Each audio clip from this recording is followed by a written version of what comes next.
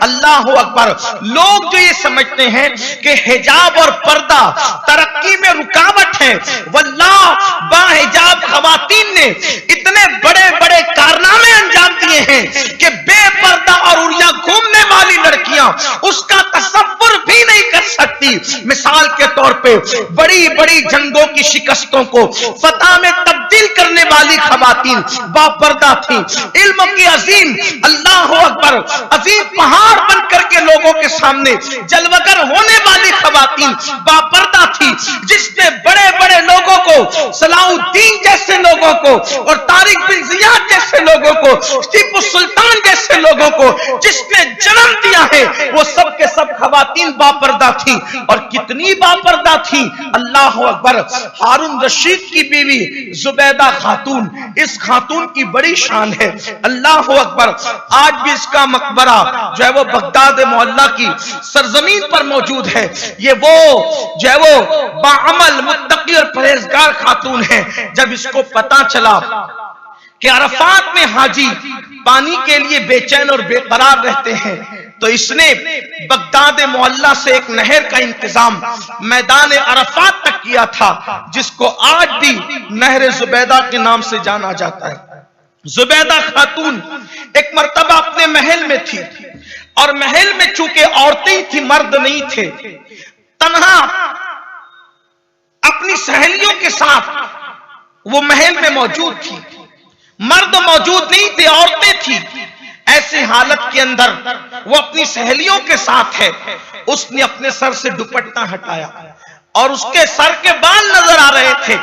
اچانک ایک غلام اس کمرے میں داخل ہوتا ہے، اس حالت میں داخل ہوتا ہے کہ وہ بادشاہ کا کوئی پیغام لے کر کے آیا تھا، اور جب وہ داخل ہوا تو اس نے دیکھا کہ ملکہ زبیدہ بغیر دوپٹے کے ہے۔ وہ وہیں سے فوراً پیچھے ہٹ گیا۔ وہ غلام کو بھی اتنا خیال تھا کہ اس نے ملکہ کو بغیر دوپٹے کے دیکھا تو فوراً پیچھے ہٹ گیا۔ ملکہ کو یوں لگا کہ کوئی مرد آیا تھا اور پیچھے کو ہٹا، تو اس نے فوراً اپنی کنیز دوڑائی اور کہا کہ اس کو روکو۔ جب اس کو روکا گیا تو اس سے کہا، خدا کی عزت کی قسم دے کر تجھ سے کہتے ہیں، بتا تو نے میرا کون کون سا عضو دیکھا، بتا تو نے میرا کون کون سا عضو دیکھا۔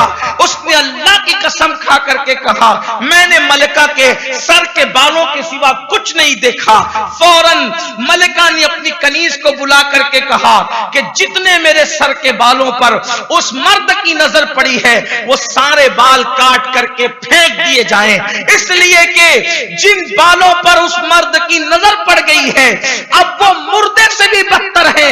ایسی مردہ چیز کو ہم اپنے جسم میں رکھنا نہیں چاہتے جس پر کسی اجنبی مرد کی نظر پڑی ہو۔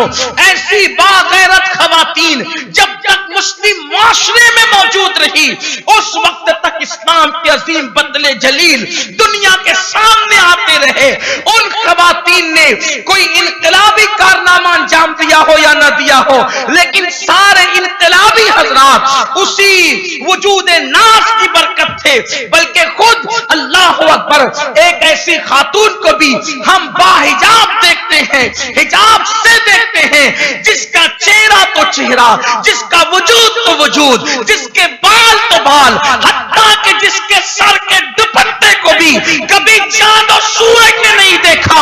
اور وہ مقدس خاتون میرے نبی کی شہزادی سیدہ طیبہ طاہرہ سیدہ فاطمہ الزہرا کی ذات ہے، جن کے لیے میرے امام کہتے ہیں، جس کا آنچل نہ دیکھا محمد نے، جس کا آنچل نہ دیکھا محمد نے، اس ردائے نزاہت پہ لاکھوں سلام۔